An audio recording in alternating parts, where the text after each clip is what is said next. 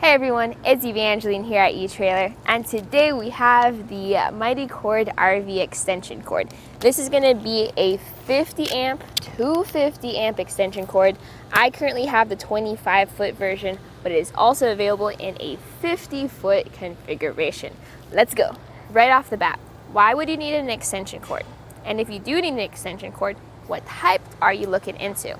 So if you're parked close to the power source, usually the cord for your trailer is enough to reach that power source. But if you're not parked close by, maybe you're at a campsite where the power source is really far away, you have a tricky parking spot, you're faced the wrong way, that's when you start needing to look at extensions. So first, make sure that this matches the plug on your camper. You should not be putting extension cord to extension cord. You want to go straight to the power cord for your RV.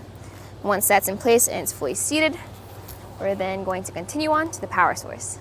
There are different cords rated for indoor and outdoor use. This is going to be an outdoor use one, and that's going to be important because most campgrounds do have some kind of water, dirt, mud, grime that you're going to be dragging your cords through. Fortunately, this has a really good rubber covering for it, so you know that it is going to be sealed from those elements and will be able to handle that. But of course, before you pack this away, please clean it off. At your power source, usually a pedestal, sometimes a plug like this, we're then going to connect to it. Ideally, you'll have a surge protector. I always recommend bringing one of these when you're out traveling, just because you never know what kind of power source you'll be facing. So we're going to plug this into the surge protector, and that's where that 90-degree type of plug is going to come in handy. It has that flat end, which makes it easier to seat properly into the plug.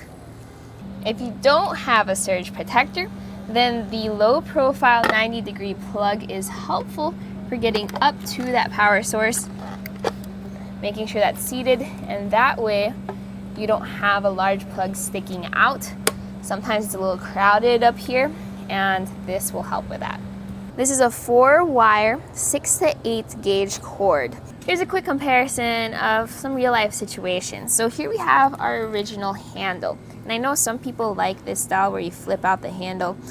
I personally don't, because on one hand, yes, this folds away to be more compact, but you also have a spot here where dirt, grime, and even spider webs can accumulate. So not fun to use outside.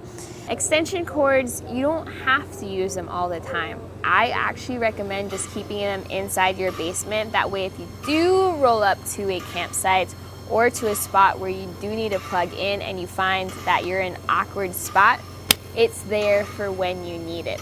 It's very important to make sure you have the right length.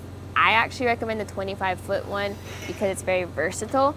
The 50-foot one is great because then even if you're parked far away, that will be good. The downside is it's a lot of cord to store inside of your RV, and that thing is heavy too.